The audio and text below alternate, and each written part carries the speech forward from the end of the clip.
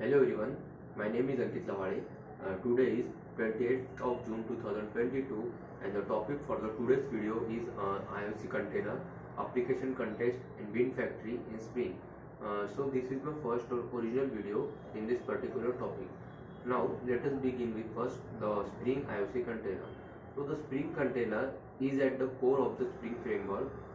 The container will create the objects, wire them together, configure them and manage their complete life cycle from creation till destruction. The Spring container uses dependency injection, that is DI, to manage the components that make up an application, and these objects are called Spring beans, which we will discuss in this topic further. Now the container gets instruction on what objects to instantiate, configure and assemble by reading the configuration metadata provided. The configuration metadata can be represented either by XML, Java annotations or Java code. Now we will see the Spring IOC container makes use of Java POJO classes and configuration metadata to produce a fully configured and executable system or application. Now the next point is Spring application context.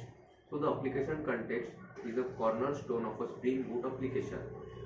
It represents the Spring inversion of control container and is responsible for instantiating, configuring and assembling the beans.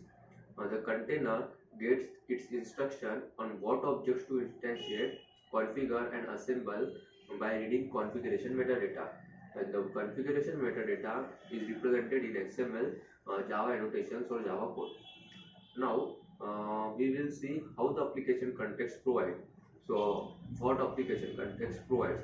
So the bean factory method for accessing application component, the ability to load file resources in a generic way, then the ability to publish events to registered listener, and the ability to resolve messages supporting internationalization. So the application context has several implementation. For instance, the class path XML application context takes a configuration from an XML file on the class path, or application configuration application context, annotation configuration application context, which reads the configuration using annotations, especially at configuration. So now the next point is getting application context. So the first in that, to access the application context, we can auto-wire the application context interface or implement the application context aware. So application context implementation classes we will see. There are different types of application containers provided by Spring, different requirement as listed below, that is which later onwards are described with alongside with declaration. At lastly, providing example to get through the implementation part with the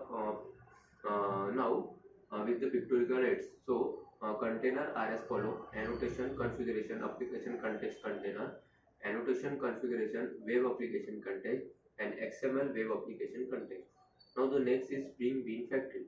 So the two of the most fundamental and important packages in Spring are the org.spring framework.beans and the org.spring framework.context packages. So code in these packages provide the basis for Spring inversion of control, that is IOC, alternatively called DI, that is dependency injection feature. So the Bean Factory provides an advanced configuration mechanism capable of managing beans objects of any nature using potentially any kind of storage facility.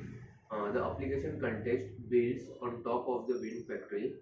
It's a subclass and adds other functionality such as easier integration with Spring AOP features, message resource handling for use in internationalization, and event propagation, declarative mechanism to create the application context, and optional parent context, and application layer specific context such as the web application context, among other enhancements.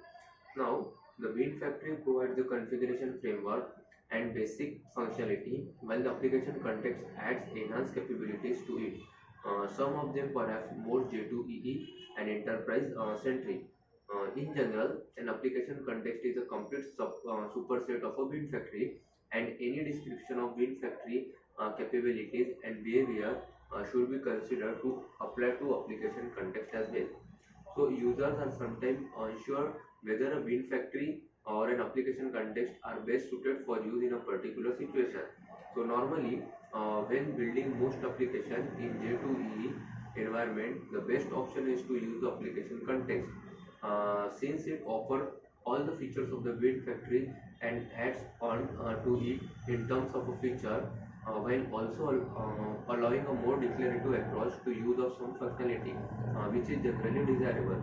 So the main usage scenario we use might prefer to use the Bean Factory is when memory usage is the greatest concern, such as in an applet where every last kilobyte count and we don't need all the features of the application context. So this is all about the IOC Spring IOC container, Spring application context, and Spring Bean Factory. Thank you.